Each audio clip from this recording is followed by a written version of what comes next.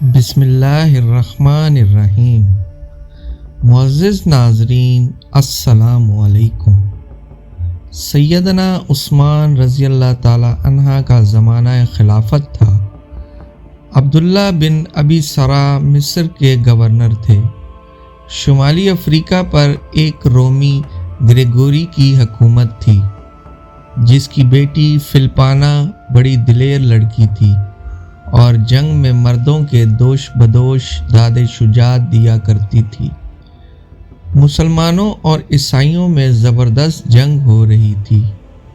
اگرچہ عیسائیوں کی فوج مسلمانوں کے مقابلے میں 4 گنا زیادہ تھی، لیکن پھر بھی مسلمان بہادری، دلیری اور جواں مردی سے عیسائیوں کے حملے کو روک رہے تھے، جس کے باعث لڑائی طول پکڑ رہی تھی۔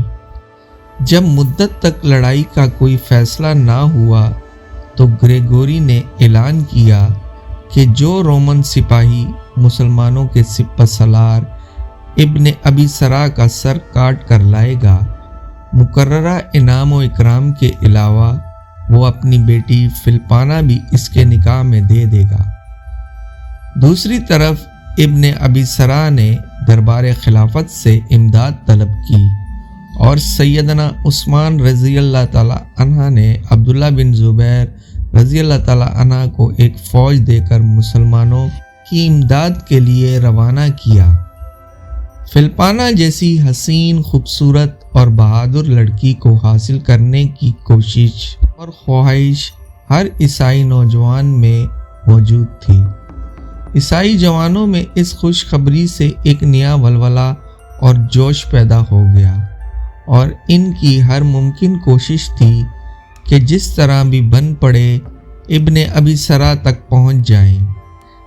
اس کوشش میں کتنے ہی عیسائی نوجوان خاک و خون میں تڑپ کر رہ گئے، لیکن اس کے باوجود ان کی کوشش میں کوئی کمی نہ آئی۔ یہ حالت دیکھ کر مسلمانوں میں قدرے گھبراہٹ پیدا ہوئی۔ آخر فوج کے چیدہ افسروں نے بیٹھ کر یہی فیصلہ کیا کہ ابن ابی سرا میدان جنگ میں نہ جائیں، تاکہ کہیں ایسا نہ ہو کہ ان کو کوئی تکلیف پہنچے۔ ابن ابی سرا اگرچہ اسے پسند نہ کرتے تھے، مگر سب کے مشورے کو قبول کرنا پڑا۔ اب میدان جنگ میں جانے کے بجائے اپنے خیمے میں ہی رہنے لگے۔ اسی دوران عبداللہ بن زبیر رضی اللہ تعالی عنہ بھی کمک لے کر پہنچ گئے، مگر انہیں یہ دیکھ کر بہت تعجب ہوا کہ مسلمان تو لڑ رہے ہیں مگر سردار خیمے میں آرام کر رہا ہے۔ سیدنا عبداللہ بن زبیر رضی اللہ تعالی عنہ سیدھے ابن ابی سرا کے خیمے میں گئے اور کہا، ایک بہادر سپہ سالار کے شایان شان نہیں کہ وہ خود تو آرام سے بیٹھا رہے اور دوسرے مسلمان میدان جنگ میں لڑیں۔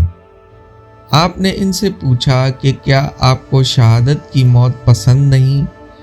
ابن ابی سرا نے جواب میں تمام واقعہ سنایا اور کہا کہ سب دوستوں کے مشورے سے مجبوراً میں نے ایسا کیا۔ عبداللہ بن زبیر نے مسکرا کر کہا کہ آپ بھی اعلان کر دیتے کہ جو گریگوری کا سر کاٹ کر لائے گا، گریگوری کی بیٹی اس کے ساتھ بیاہ دی جائے گی۔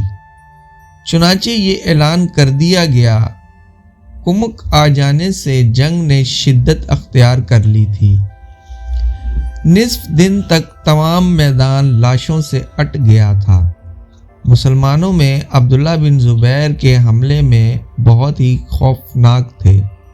وہ بجلی کی سی تیزی کے ساتھ دشمن کے قلب میں گھس جاتے اور منٹوں میں صفوں کی صفیں صاف کر آتے۔ عبداللہ بن زبیر رضی اللہ تعالی عنہ کی جرأت مندانہ حملوں کو دیکھ کر فلپانا کئی مرتبہ ان کے مقابلے پر آئی، مگر انہوں نے ہر مرتبہ اس کا وار بچا کر اس پر حملہ کرنے سے گریز کیا۔ وہ نہیں چاہتے تھے کہ ایک بہادر مسلمان کا ہاتھ ایک عورت پر اٹھے۔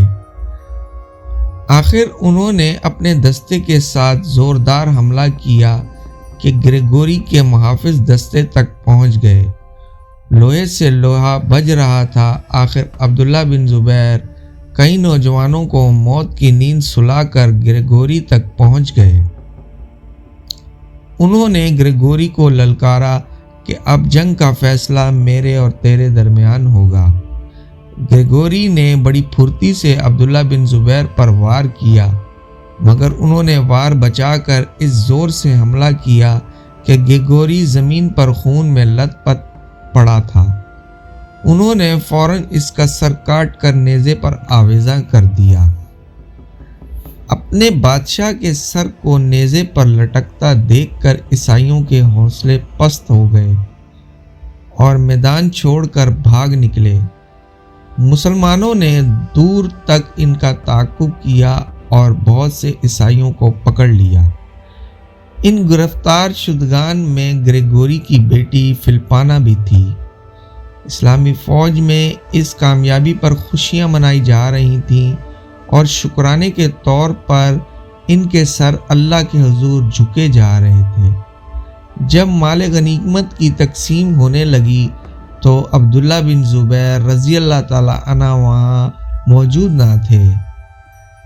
ابن ابی سرا نے انہیں بلایا اور فرمایا کہ اعلان کے مطابق فلپانا تمہاری ہے، لیکن انہوں نے یہ کہہ کر انکار کر دیا، میں نے جس پاکیزہ جذبے کے تحت جہاد کیا، میں اسے کوئی انعام لے کر آلودہ نہیں کرنا چاہتا۔ امیر کو حق ہے فلپانا جس کو چاہے دے دیں، میں اس حق سے دستبردار ہوں۔